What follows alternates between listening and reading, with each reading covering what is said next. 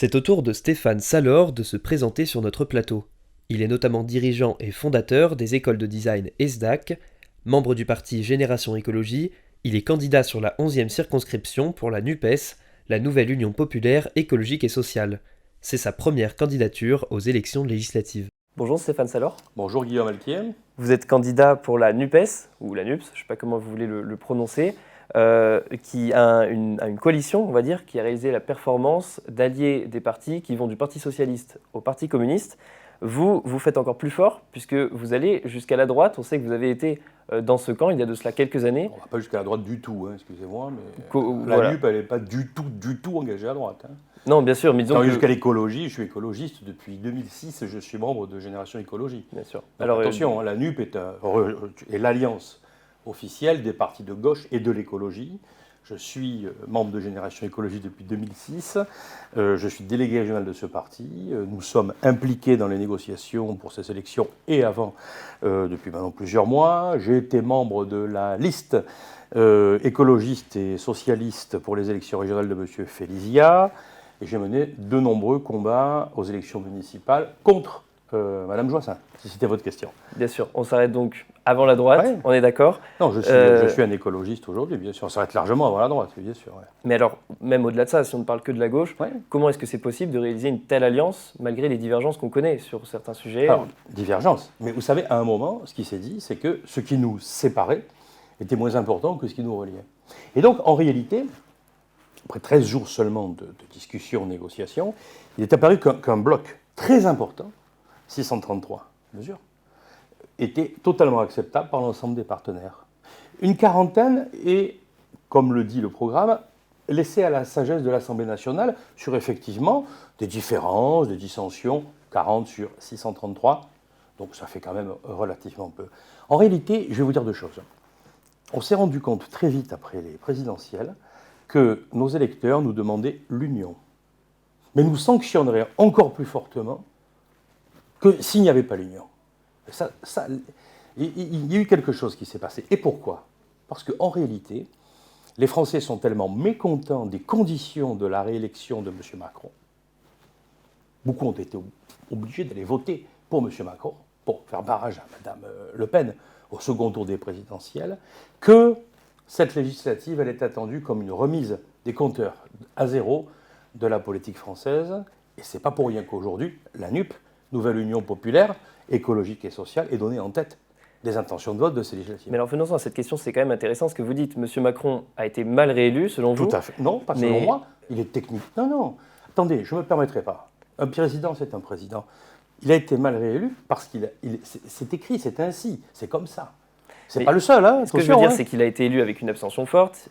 Mais comment vous allez gérer votre résultat à vous, si M. Mélenchon est élu, j'ai envie de dire, Premier ministre, pour reprendre sa formule, avec une abstention importante aussi? Est-ce que vous serez, vous aussi, alors mal élu? Est-ce que vous serez moi, je n'insistais pas sur ça.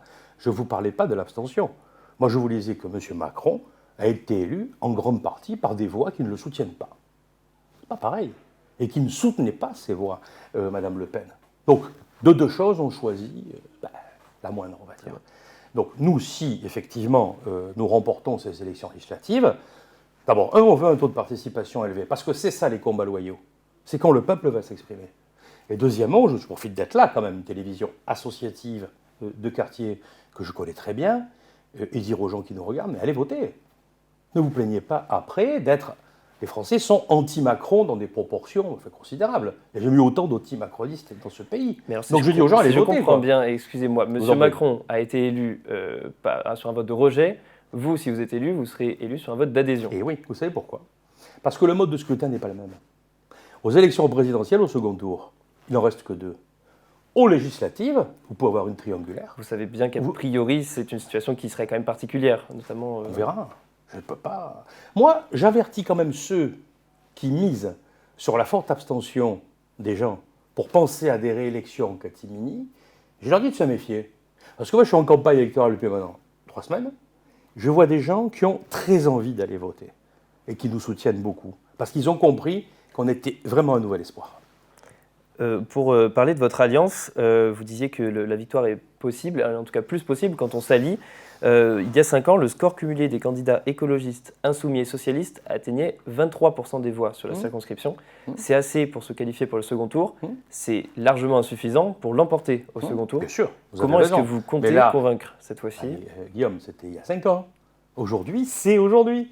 Et le score cumulé sur les projections faites des présidentielles sur l'ensemble des partis de la nouvelle Union populaire, c'est plutôt autour de 30-31. Et oui. Et c'est pour ça que je dis qu'il faut aller voter. Parce que les gens n'ont pas à rester dans leur coin désespérés. On peut vraiment incarner une nouvelle dimension de l'économie, du social et de l'écologie. Et je parlerai d'écologie urbaine si vous me posez la question tout à l'heure. C'est à portée de la main.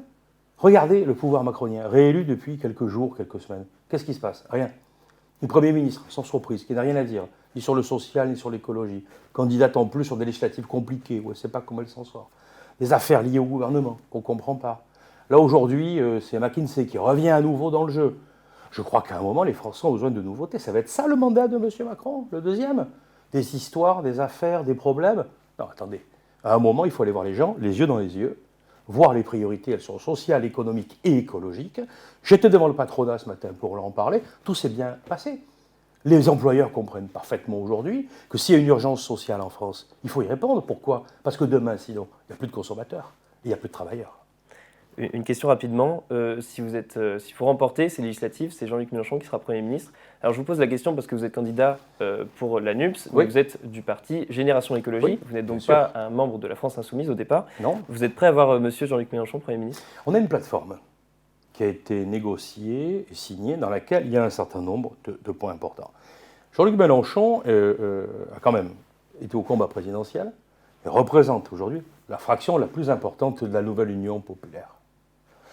Dans l'accord, il est prévu un intergroupe parlementaire et des groupes. Si demain je suis élu votre député de cette circonscription, je vais siéger dans le groupe des écologistes. Et ensuite, dans l'intergroupe parlementaire de la nouvelle Union populaire. Dans cette plateforme, il y a clairement écrit que nous soutiendrons M. Mélenchon pour être notre Premier ministre si nous sommes majoritaires à l'Assemblée nationale, tout simplement. Alors vous avez réussi à briser le mur des gauches irréconciliables, pour reprendre le terme de Manuel Valls, au niveau institutionnel, entre les partis. Est-ce que vous pensez qu'au niveau des électeurs, c'est possible aussi de briser ce mur? Ça ne vous concerne pas forcément vous, mais de manière générale, un électeur, par exemple socialiste, peut-il voter pour un candidat communiste ou insoumis? Oui. Je pense franchement que là, il y a une telle lassitude dans l'opinion publique que l'importance de la plateforme et du programme que nous proposons est telle que tout le monde va s'y retrouver et s'y retrouve bien. Après, j'entends ce que vous dites. C'est vrai que ça peut effectivement faire réfléchir un certain nombre de gens. Moi, je crois qu'on est tous en responsabilité. S'il n'y avait pas eu cette union, je vous promets que tous les partis concernés qui n'auraient pas accepté auraient disparu. C'est ça qui est grave.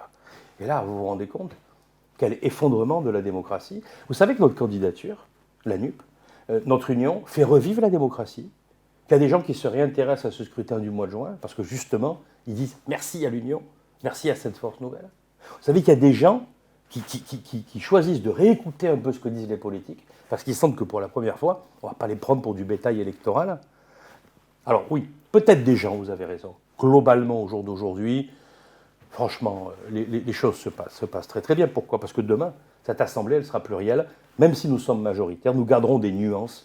Et les nuances, vous le savez très bien, ce sont des forces. C'est ce qui manque à M. Macron.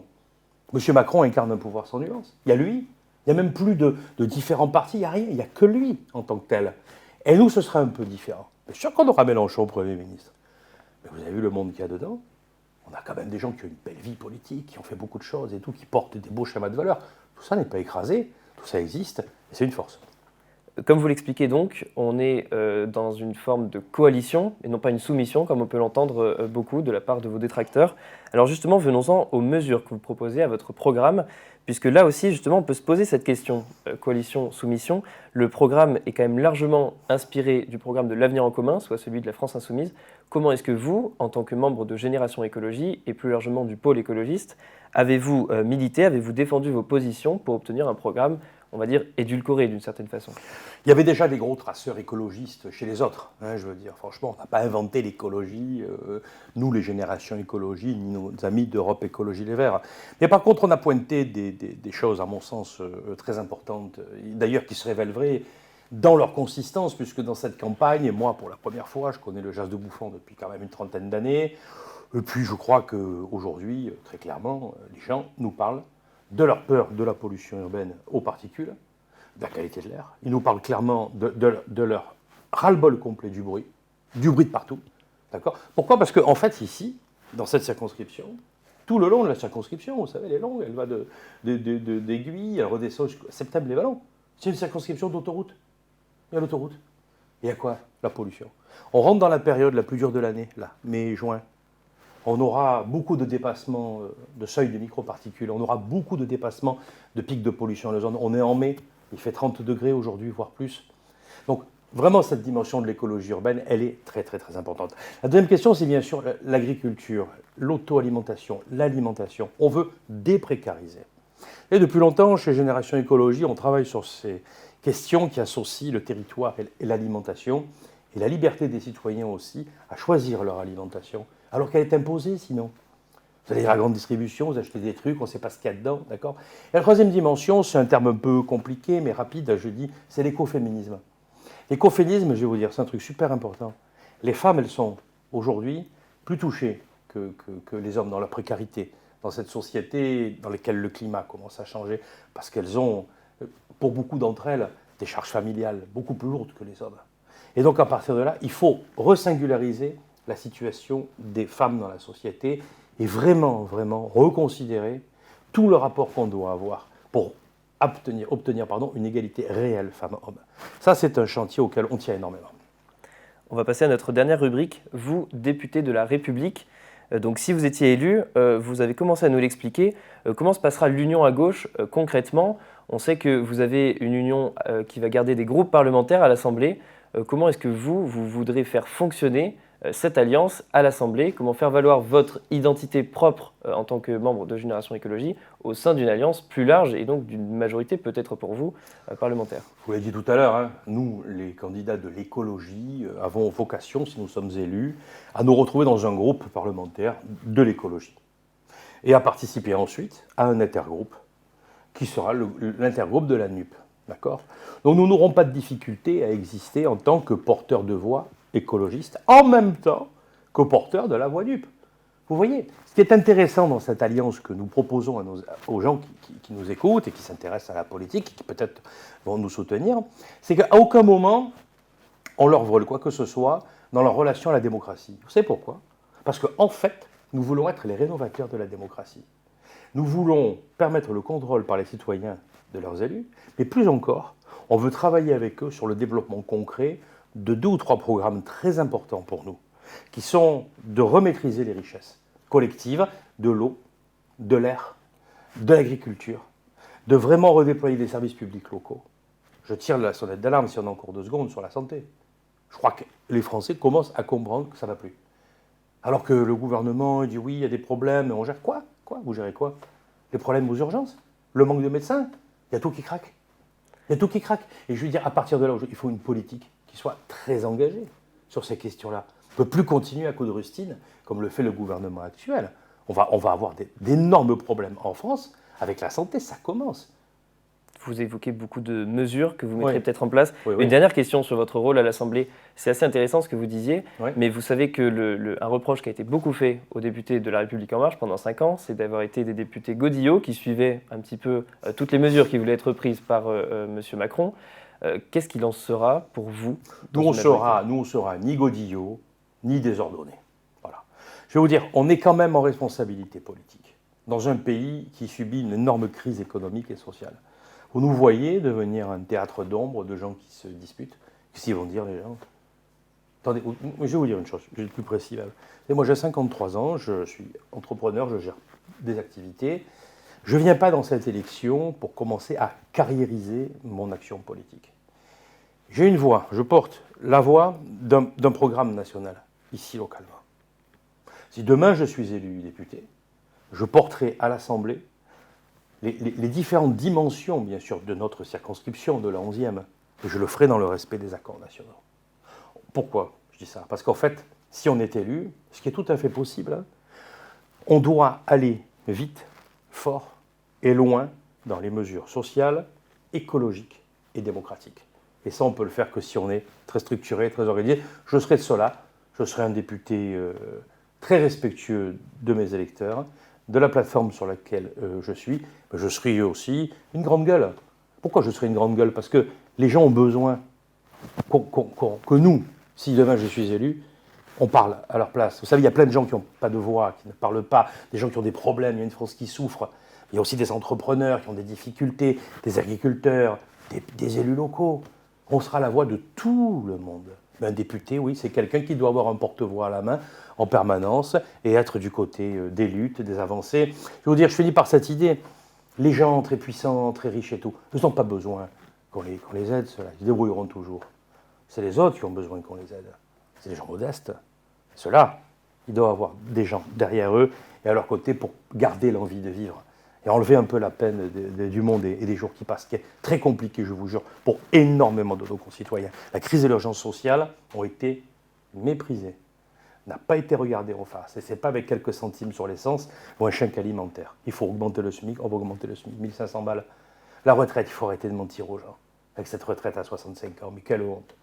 Pour des gens, pénibilité absolue. 65 ans. Alors, c'est pas possible. C'est pas possible. Je veux dire, il faut vraiment retrouver une dimension collective du dialogue et de l'envie de vivre et de travailler ensemble. Très bien, je pense qu'on a bien compris votre rôle, la conception du député que vous avez. C'est très bien. Je vous remercie beaucoup, Monsieur Salord, d'avoir répondu à nos questions. Je remercie nos spectateurs d'avoir suivi cette interview. J'espère qu'elle vous aura éclairé. On remercie la régie aussi, là. Bien sûr, on remercie la régie, effectivement. Et puis, on vous donne rendez-vous très vite pour suivre nos prochaines interviews des autres candidats des 11e et 14e circonscriptions des Bouches-du-Rhône. Merci à tous et bonne journée.